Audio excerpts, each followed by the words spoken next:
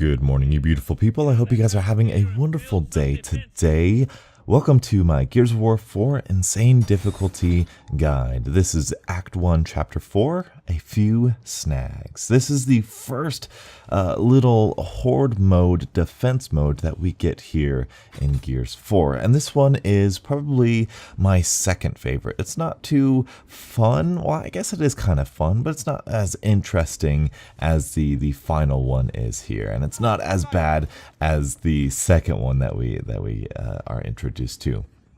However, what we're going to do here, this is the first wave. What I actually do is I will put down a couple of these spike strips at the beginning of this little staircase elevated area. This is where we are going to be sitting, and I am definitely going to try and fortify this as best as possible. This first wave is really not all that bad, and I actually made a mistake here because I accidentally bought a Retro Lancer from the fabricator. I didn't realize, or at least I forgot, that there was actually a Retro Lancer actually here. It's like sitting on a little shelf or a little thing right there on the wall, a little piece of cover there. And so for this fight, I like the Retro Lancer, which is obviously right there on the wall, and I actually like the long shot for this first little part, because for this first wave, it's going to be kind of generally easy. It's going to be typical standard guys right here, kind of coming at you from the right side. You're going to see Carmine take out that first airplane, and unfortunately, the second airplane is going to drop some unfortunate, care packages his way. Yep, there goes Carmine, man. Gears of War, you can't escape it, but you're going to want to prioritize the snipers like you always do. That was really lucky. I popped right out of cover. I don't know why he didn't shoot me. Those guys usually have 100% accuracy. But these are pretty standard. I like to use this cover up here. You're not really that big of a threat. Yes, they will slowly approach you, but use that time, take them out. Look at this guy just kind of standing outside of cover right there, just walking. They're really easy targets. The Retro Lancer is fantastic for that mid to close range damage. Look at that guy. Amazing. And we're going to get our active reloads going. We're going to let those snipers shoot their shot, and then I'm going to take care of him. There's one last guy right here going through the one and only spike strip that I put over there. Put two spike strips, kind of one at the beginning of the stairs, one at the end of the stairs, kind of like I showed you on this right hand side. I like using the sniper rifles, just kind of pick them off as soon as they slow down. There you go, Donuts, using that sniper effectively. I take a long time to get practice with the sniper, so I can just get that muscle memory going to understand how the aiming works and all that stuff. But I probably shouldn't have taken that shot. But this is one last little wave here. That was the second wave. The next wave is going to be where you're going to want to try to be a little bit faster than usual. We've got one last guy here, and then the dropship is going to drop some more enemies. At least I think that was the last guy. Yeah, okay, we got condors, that's what they're called. Yes, this condor will come by and drop off the most dangerous thing about this section, and that's going to be trackers. Yes, trackers, incredibly dangerous. Why? Because they can kill you? No, because they can kill your defenses. Look at that. That guy is going to take that down. Ooh, too much damage done. Probably should have been a little bit faster there. Once that little tracker wave is done, we're going to get one last final wave of standard enemies. Really, this is pretty fun. This is pretty standard Gears of War at this point. There's not a lot of horde mode being involved into this. It's with the second wave that I think you guys are going to have the biggest trouble in. And of course, in this final wave, we get both trackers and standard enemies, and they are going to really rough up that. I think they just destroyed that. So if you ever come into this situation where they're kind of getting too close to you, I like to come back to this area. This area has a good mix of cover. It has an L-shaped cover. If you saw there, I just passed it, but I thought that there were no enemies there, so I just kind of move over here. You have a little bit of a high ground, and your teammates kind of do a good job of going over there. But this is the second wave. The second wave here, very, very important. First of all, you're going to want to buy another spike strip if they destroyed any of them. And you're going to want to kind of place them at the staircases like we did with the first wave. But this wave is a little different. This wave is a little bit more tricky. And what I like about Gears of War is that Gears of War does not ask for perfection. Rather, Gears of War asks for expertise. It asks you to be an expert at whatever section is going to go. So my expertise is going to be putting down a sentry over here. This is actually really good for taking care of whatever enemies are within that second spike strip. And so I forget exactly what weapon I have. I think I keep the Enforcer here as my secondary weapon, or my left hand weapon here for a little bit. I think I should have. Oh no, I'm going to buy one more spike strip to go up here.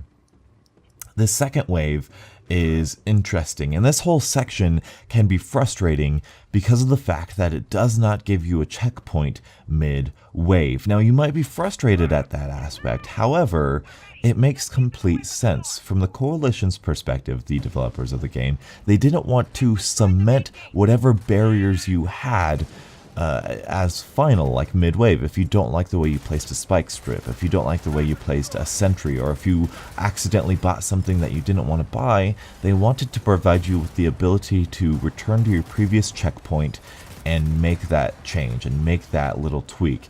That's why the checkpoints in this system, or in this little aspect, or what do you call it, section of the game, can be really, really unforgiving. However, that being said, you have to get through the entire wave of enemies without dying. You have to do it flawlessly, which can be incredibly tricky. As you saw there, I like to start off this wave. You're going to get trackers and regular guys here pretty heavily. Alright, you're going to get a lot of them. They're going to put a lot of fire on you. And even right there, it looks like, yeah, there are some DR1s there, kind of rushing at you with overkills and shotguns and the regular standard fare that we've been introduced to so far. So I like to be right here, take care of these guys. The one-shot guys, or I'm sorry, the overkill guys, the DR1s, not that big of a threat. The only threat is if they approach you like that and they decide to come after you rather coming after your teammate. If they jump up there, just roll away as soon as they start exploding. They shouldn't be too much of a threat, but there's something to take note of. And look at those trackers just picking away at my defenses. The first time I played this, it wasn't that bad. However, this run, a lot of trackers got through me. I don't know why. I think I was just focused on something else, but man, they got through. And look at all of these guys. I'm going to throw out a shock grenade, try to get as much of them as possible. If you have time, you can go plant some grenades out where you know the enemies are going to be coming from, but I didn't find it too advantageous. It helped here and there, but you see me getting ready to dodge that guy out of the way. It's really risky. You really want to take care of the regular DBs first, the regular shepherds first. But this wave, up until now, has been really fun. It's been actually really enjoyable, and it's really not all that bad until we kill this one last guy. I think this one last guy is here, and he's going to go after my teammate. I'm going to get as much ammo as I can, and you're going to hear him explode, and I think that should be it. Oh yes, now I'm getting ready. We're ready for the part you guys are here for. The Guardian. The Sentinels. Yep, there we go. This, again, you'll notice you don't get a checkpoint, because the Coalition doesn't want you to be forced into a position where you're forced to have the kind of buildables and fortifications that you had earlier, because they didn't know that you knew you were going to have this Enforcer, if that makes any sense. And what that Condor drops isn't any enemies you need to shoot. They're trackers, and they're there to distract you from the Guardian, and they're there to sneak up on you and take away your fortifications, which they do beautifully on this run. But I take this opportunity to, I like to stand here because the Guardian, the Sentinel, I think it's a Guardian technically, it likes to go after my teammates, and this is a good position, at least for that first one, so that he is distracted with your teammates and you can kind of get some cheap shots into him behind his thing right there. And if you shoot him behind the shield, you will actually do damage. That shield is literally there just to block bullets. So if you get the opportunity, shoot him where he's not shielded. It's really done well there. Now you'll notice one of those guys is going to hold back, and we're going to get some more trackers here. This is really a brutal section. It's asking a lot from you. Watch the trackers. Keep in mind, use that camera to your advantage, and just be wary. Be wary, man. And you're going to see this guy rush me. If he ever does that, get out of there. Get out of there, run around, and try to get back. That was so risky, Donuts. I'm surprised that worked, but I like to sit right here because you can use this column as a little defense. He usually pushes back if you stand right here, which is really what you're going for here. There you go. Once you take care of one of them, you should be good to take care of the other one. And when there are two of them, one of them is going to rush first, and the second one is going to hang back. Take the one that rushes you first because he's the bigger threat. The one that hangs back, you can kind of avoid. You can see the missiles coming. You can put a piece of cover in between you and the missiles, all that sort of good stuff. And don't get me wrong, you're probably going to die. I died, I think, at least once here. I think at least once the first time that I did play it. And yes, it is frustrating because you do have to play the entire wave over again. It's a lose-lose situation here. So really take it slow, take it tentatively, and prioritize your targets. There you go. You've done it. Good job. Now we're here on this last little section. This last section is really hectic. It's chaotic. It's the most dangerous, but it's also probably the most fun. Unfortunately, the fabricator doesn't really give you a lot of money to work with. So what I do, what I've seen done is, and what's worked out for me, is putting in a sentry right here. Now I try to angle it to where anybody who's within those two covers are kind of taken out by the sentry or whoever walks around that corner. And then I'm going to put a spike strip right here at the middle right here. I don't know if you noticed this, but there was a little quick time event where they blew out that little, I don't know, what was it? What do you call it? A board? Some sort of message board that it shot down, that enforcer shot down. And this is me just kind of experimenting. I was like, what is this gun actually like? And it's really not all that bad. It's a missile launcher. I don't know exactly what it's called. I'll pick up the second one here. It's the RL4 Siege or something like that. It's really not that bad of a weapon. I use it to thin out the herd, to kind of speed up the round a little bit. But other than that, that's all of the defenses I do. I don't do any more spike strips. I don't do any more turrets because I don't have the money for it. But I am going to switch out my enforcer with the overkill. And I don't think I ever use it, but it is there in case anybody gets on my face, because the strategy that I'm going to be using is going to be sitting right here on this piece of cover right there. Now, the beauty of this is that if they come through the middle, you can shoot them. If they come through the left or the right, well, if they come through the right, you can also sort of shoot them. But if they ever get too close to you, the turret behind you will light them up. And look at that shot. That is going to be kind of the strategy that I use for the remainder of this wave. And look at that. Any of them that gets too close, I just take them out here. This weapon is good against those typical shepherds, those typical DBs, and I think I ran out of ammo before I could use it on any sort of DR1, any of those heavy guys. And so your teammates are going to do a lot of the work for you. They're going to do a lot of distracting for you. There are typical waves. That was a typical wave of just shepherds and DR1s. And I think this next wave is also a typical shepherd and a DR1. But if you choose any other piece of cover besides this, if you try to go right to where I'm looking, that's way too difficult. They approach you way too quickly, and the game doesn't give you enough points to set up really good fortifications on the left and right side like we did with the second wave and the first wave as well. So you can't really hold your positions there because they will eventually break those fortifications and move up to the center area, which is why I like to just sit here on the center area. And that's the strategy that you guys are going to see. So you're going to see me just kind of pop in and out of cover. I think at this point that gun is going to shoot the barricade and it's going to deal some damage to me. And I think that's a bad decision to make here. So you want to make sure that your gun itself is actually able to shoot with this. But overall, this isn't a bad section. This isn't really, you know, when looking through the entire game of yeah, there you go, that kind of shot the wall there, it's not so good.